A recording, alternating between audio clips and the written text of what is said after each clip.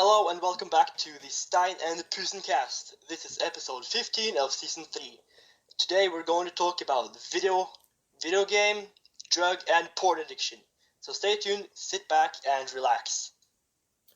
Right. Now, did you know that over 40 million Americans look up porn daily? In fact, 25% of internet searches are for adult entertainment. But studies have shown that porn can actually have many negative effects on the brain. We're going to be talking about how porn affects your brain and the obstacles people face under porn and video game addiction. Now, I subscribe to the idea that porn is damaging. But I also believe that most things are good in moderation. Sugar is also unhealthy in large quantities, but having a candy bar here and there isn't hurtful. And the same thing goes with porn. But the problem is, people don't moderate viewing of pornography.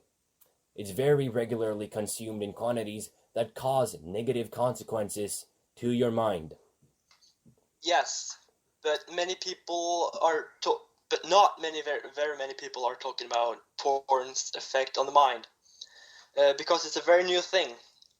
Well, porn isn't exactly new. But we've been introduced to a new kind of porn. High-speed internet pornography. Porn is now extremely accessible to everyone. And it's more extreme than ever before. You're only one Google search away from millions of videos of attractive women doing anything you'd like to see. It's kind of like cigarettes. When it reached its peak in the 60s, people weren't aware of what it did to your body. Therefore it was consumed in massive quantities every single day. It was only after years of research that people realized how harmful it really was. Internet pornography is so young that people aren't aware of how it affects your brain just yet.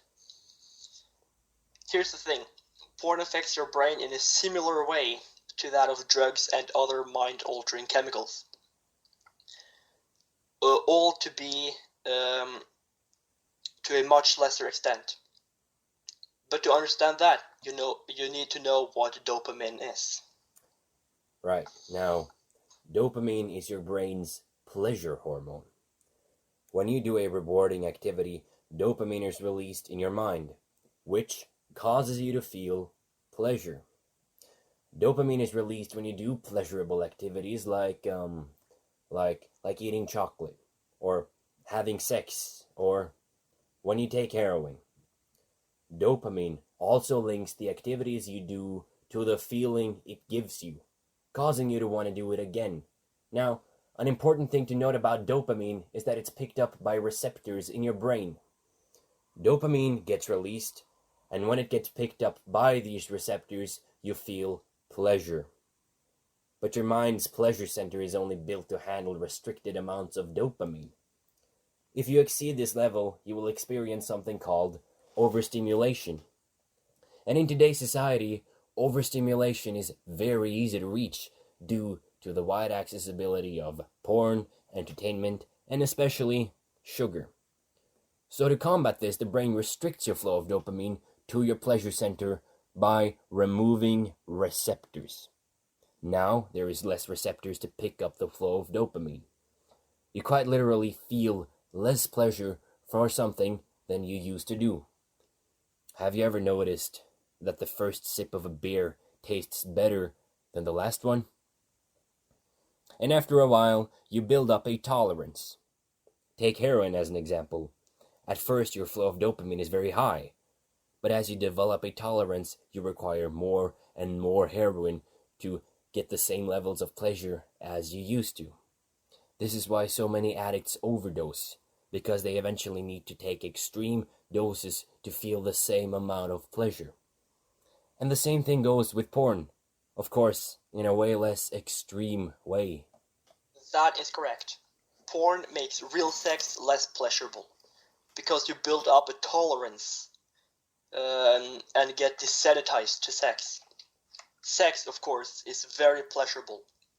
A study from Britain shows that watching porn and having sex releases almost exactly equal amounts of dopamine. Nowadays, we hear stories about men in their 30s who need to take Viagra just to get erect, because they have been watching porn since they were teenagers. Consistent viewing of porn makes you not just desensitized to sex, but to pleasure in general. Consistent viewing of porn brings consistent intake of dopamine, which your brain eventually builds up a tolerance for. And as Hampus said earlier, the 40 million Americans view porn daily.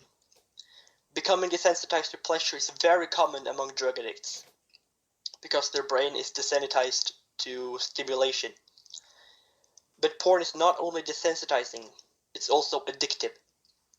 Research show that over 200,000 Americans is addicted to pornography. But to be fair, I believe those numbers are actually way higher. But now, a word from our sponsor. Yes. Plumbus Incorporated. Plumbus Incorporated. It's fucking sponsor time.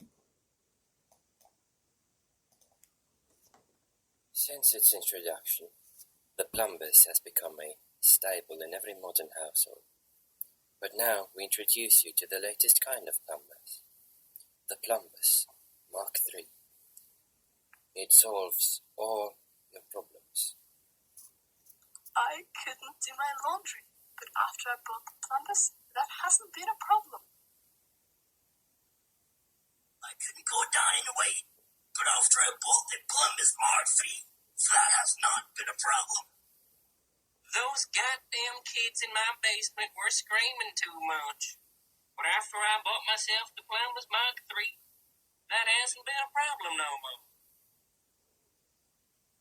Now on sale, the Plumbus Mk. Right, now that was the word from our sponsor. Anyways, moving on. We got video game addiction. And what's interesting is that porn and video games affect your brain in the same way. Also, gamers are disproportionately represented by men. And 2/3 of all porn watchers are also men. Porn and video games affect your brain similarly, but they also affect the same demographic. Porn and video game addiction are intertwined. Currently, 3% of the gaming population is addicted. The article by Game Creators estimated that gaming addiction is one of the leading causes of unemployment among men in their 20s.